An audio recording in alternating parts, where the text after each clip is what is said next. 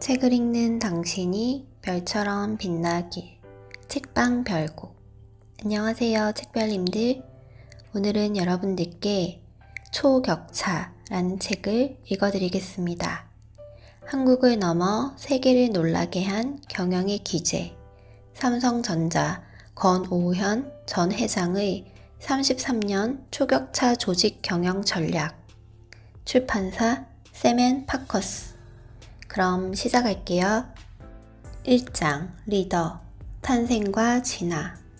리더는 타고나는 것인가, 길러지는 것인가? 그동안 수많은 사람들을 만났습니다. 제가 상사로 모셨던 선배 경영자들, 함께 일했던 동료들, 그리고 수많은 부하 직원들이 있었습니다. 삼성에서 일했기 때문에 이건희 회장도 지근에서 만났습니다. 치열한 경쟁자들도 만났습니다. 스티브 잡스를 직접 만나 비즈니스를 하면서 바로 옆에서 관찰할 기회도 있었습니다. 독일 IT 산업의 미래를 준비하기 위해 진지하게 질문을 던지던 메르켈 총리의 모습도 떠오릅니다. 그들은 대부분 리더의 역할을 감당하고 있었습니다. 그 리더들을 만날 때마다 제게는 이런 의문이 들었습니다. 이 사람이 리더가 된 이유는 무엇일까? 어떻게 이 사람은 다른 사람을 이끌어가는 리더가 되었을까? 리더가 될 수 있는 사람에게는 어떤 특별한 조건이 요구되는 것일까? 수많은 리더들을 만날 때마다 제 머릿속에서 떠나지 않는 질문들이었습니다. 이처럼 수많은 리더들과의 만남을 통해서 저는 리더가 될 수 있는 사람과 리더가 될 수 없는 사람을 구분하는 나름의 기준을 갖게 되었습니다. 그렇다면 어떤 사람이 리더의 자질을 갖추고 있는 것일까요? 수많은 리더십 학자들이 어떤 사람이 리더가 되는가 라는 주제로 많은 연구를 했습니다. 연구 결과에 따라 타고난 본성에 의해 결정된다. 후천적 훈련이 중요하다. 등등 의견이 분분합니다. 개인적으로는 DNA에 의한 본성이 리더의 자질에 영향을 미친다고 보지는 않습니다. 그러나 3살 버릇 여든 간다는 속담이 있듯이 청소년기에 형성된 성격이 본성에 가깝다고 해석하고 싶습니다.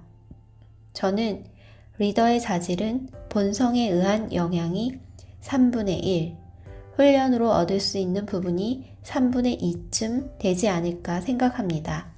저는 리더의 자질을 검증할 때 성장 과정에서 집안이 화목했는가, 어떠한 환경에서 교육받았는가, 여러 종류의 필요한 교육을 받았는가, 그리고 인생에서 무엇을 가장 중요한 가치로 삼는가 등의 요인을 살피는 것이 의미가 있다고 생각합니다.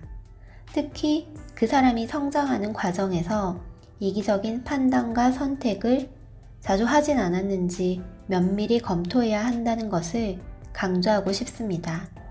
이기적인 판단과 선택을 해도 용납되는 환경은 그 사람을 나쁜 리더로 만들 확률이 매우 큽니다. 자기가 한 일에 책임을 지지 않아도 되는 성장 환경이 제공되면 그 사람은 거의 100% 나쁜 리더가 될 수밖에 없습니다.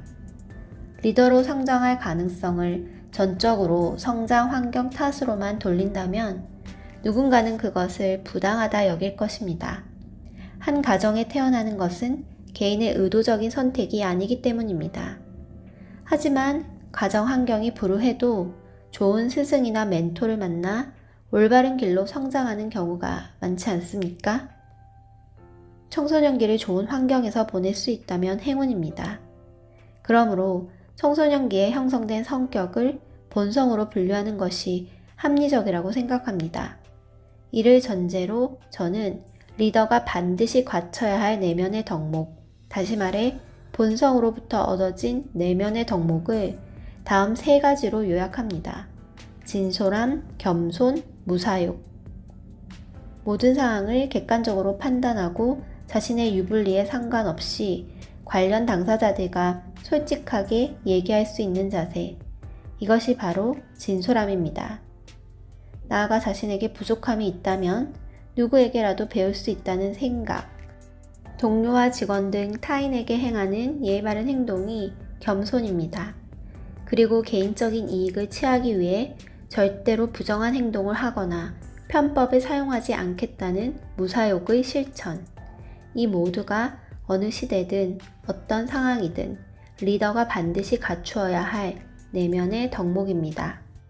하지만 내면의 가치를 가진 잠재적인 리더라고 해도 다음과 같은 4가지 외적 덕목을 훈련을 통해 반드시 갖추어야 합니다. 통찰력, 결단력, 실행력, 지속력. 이 4가지 외적 덕목은 사실 일반적인 리더십 이론에서 강조되는 요소들이기도 합니다. 많은 사람들이 이를 중요하게 본다는 것은 실제로 중요하다는 뜻일 것입니다. 저는 이 중에서도 특히 지속력을 강조하고 싶습니다. 보통 리더의 자질이나 능력을 평가할 때 우리는 당장 눈앞에 펼쳐져 있는 리더의 성과에 주목하곤 합니다. 눈앞에 보이는 결과가 좋을 때 우리는 그 리더를 실력 있다, 결단력 있다, 실행력이 뛰어나다고 평가합니다. 그러나 이런 결과에 대한 평가는 일시적인 것에 불과하다는 것을 꼭 기억할 필요가 있습니다. 결과는 상황적인 것이고 우연과 행운이 결합되어 있는 복잡한 현상입니다. 한 사람의 뛰어난 리더 때문에 항상 비즈니스의 결과가 좋게 나오는 것은 아닙니다. 어떤 때는 시장의 상황 때문에, 또 어떤 때는 리더가 아니라 부하 직원들이 뛰어나서 그런 좋은 결과가 나올 수도 있습니다. 리더의 외적 덕목 중에서 지속력이 가장 중요한 까닭이 여기에 있습니다. 시장 상황이나 부하 또는 동료들과의 관계에 제한을 받지 않기 때문입니다. 즉, 지금 그 리더가 성공 가도를 달리고 있다고 해도 그것은 현재에 국한된 일입니다. 모든 리더의 성공은 현재의 틀에 갇혀 있습니다. 자신의 재임 기간 동안에 성과가 난다 해도 그가 떠난 이후에 부서나 조직이 어려움에 처하게 된다면 그는 리더의 중요한 덕목인 지속력 관리를 소홀히 한 것입니다. 그러므로 자신의 존재 여부와 상관없이 조직이나 회사의 현재 성공을 지속시킬 수 있는 지속력이야말로 리더를 만드는 가장 중요한 요소가 아닐까요? 3장 전략 생존과 성장. 초격차 전략, 넘볼 수 없는 차이를 만드는 격. 2008년에 세계를 휩쓴 금융위기 여파 때문에 세계 1위 업체인 삼성도 적자를 내는 상황이 발생했습니다. 그해 제가 메모리 사업을 맡게 된 후 곰곰이 생각해 보았습니다. 어떤 상황에서도 이익을 내는 방법은 없을까? 그런 다음 저는 한 가지 결론을 내렸습니다.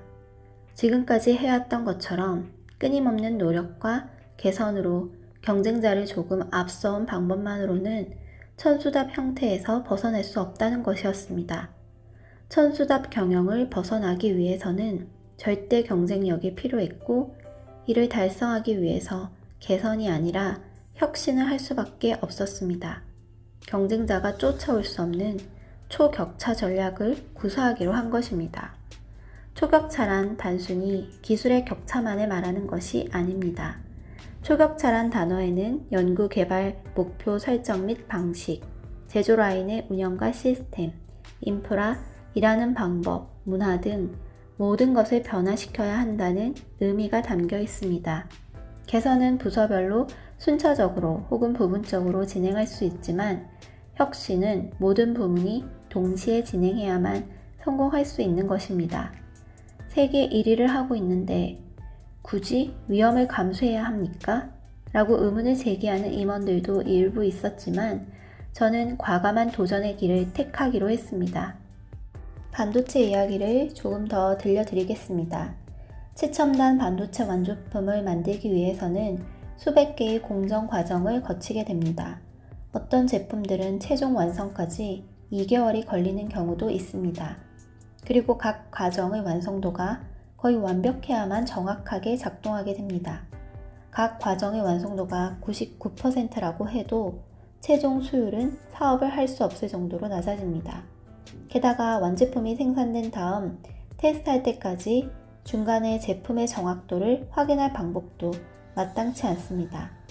생산 라인에서 어느 한 과정이 잘못되거나 누구 한 사람의 작은 실수로 치명적인 결과로 이어집니다. 반도체 제조는 완벽의 극치입니다. 반도체 사업의 경쟁력은 공기 단축과 수율 확보가 중요한 요소입니다. 따라서 모든 것을 확인하고 또 확인하기 때문에 어떤 면에서는 보수적으로 움직일 수밖에 없고, 그래서 반도체 제조의 각 분야를 담당하는 직원은 개선에 관한 한 최고의 달인이 될 수밖에 없었습니다. 제가 메모리 사업을 맡았을 때까지 제조 라인의 운영 방법은 반도체 사업 초기 시절과 큰 차이가 없었습니다. 각 라인별로 제조 및 기술팀이 독립적으로 운영되는 사일로화가 되어 있었습니다. 셋업된 공정도, 생산하는 제품도 각 라인마다 거의 동일했습니다. 어느 라인에서 사고가 나더라도 총 생산에는 지장이 없다는 장점이 있었지만 많은 비효율이 발생했고 불필요한 라인 간 경쟁도 있었습니다. 이와 같은 문제를 극복하기 위해 제조팀과 기술팀을 분리해 매트릭스 조직 형태로 만들면서 사일로화된 라인이 아닌 하나의 큰 라인 개념으로 바꿨습니다. 그동안 삼성 반도체를 1위 업체로 도약시킨 제조 라인의 임원들은 이런 거대한 변화에 저항감이 드러냈습니다. 스태프들도 우리나라 문화에서는 보고자가 한 명이 되어야지 여러 명이면 성공할 수 없다는 의견을 내기도 했습니다. 혁신은 역시 쉬운 일이 아니라는 사실을 절감했습니다. 변화하지 않으려는 인력을 설득하는 것만으로 혁신을 이룰 수 없다는 것도 깨달았습니다. 저는 제조라인과 개발팀이 기초 연구부터 상호 협력하는 체제로 일하게 했습니다. 이 과정에서 연구소에서 근무하던 많은 박사 인력들이 제조 라인으로 전배되었습니다. 처음에는 반발하는 인력도 있었지만 현장 근무를 하다가 다시 돌아오면 연구원들의 수준이 달라졌음을 알 수 있었습니다. 역시 실전의 경험이 무엇보다 중요한 것입니다. 다른 부서들도 기본적으로 일하는 방법을 대응하는 자세에서 주도하는 자세로 바꾸도록 노력했습니다. 수년간의 초격차 전략을 추진한 후 삼성의 경쟁력은 괄목할 만한 성과로 이어져 시장 점유율, 매출, 이익 확대가 자연스럽게 이루어졌습니다. 각 부문의 혁신으로 초격차 전략이라는 목표를 실현시킨 셈입니다. 여전히 많은 사람들이 삼성이 초격차라고 하면 그래 삼성만이 할 수 있는 것, 승자 독식 또는 1등이 혼자 다 가져가는 것 정도로 생각하는 경향이 있는 것 같습니다. 그러나 혼자서 다 가져간다는 것도 혼자만 살아남는다는 것도 모두 잘못된 해석입니다. 그런 방향은 올바르지 않을 뿐만 아니라 오히려 어리석은 일입니다. 초격차는 단순히 시장의 파워나 상대적 순위를 의미해서는 안 됩니다. 그보다는 비교 불가한 절대적 기술 우위와 끊임없는 혁신, 그에 걸맞은 구성원들의 격을 의미해야 합니다. 제가 경영 현장에서 끊임없이 고민하고 하나씩 실현시킨 초격차란 미래를 대비하여 기업의 모든 차원을 과감히 혁신하는 것이었습니다. 즉, 다른 누군가와 비교 대상이 되기를 거부하고 기술은 물론 조직, 시스템, 공정, 인재 배치, 문화에 이르기까지 모든 부문에서 그 누구도 넘볼 수 없는 격, 레벨을 높이는 것이 초격차 전략의 진정한 의미인 셈입니다. 따라서 초격차란 규모나 자본에 의해 그 실현 가능성이 결정되는 것이 아니라 과감한 혁신을 향한 리더의 의지, 구성원의 주도적 실천에 의해 이루어지는 것입니다. 변화가 필요하다고 느낀다면 머뭇거리지 말고 과감히 실행에 옮겨 자신만의 격을 만들어 가기 바랍니다. 여기까지 제 오디오북 잘 들으셨나요? 저의 영상이 좋으셨다면 구독, 좋아요, 알림 설정 부탁드립니다. 구독은 제가 영상을 만들어 나갈 수 있는 힘이 됩니다. 다음 영상은 금요일이에요. 금요일에 만나요. 감사합니다.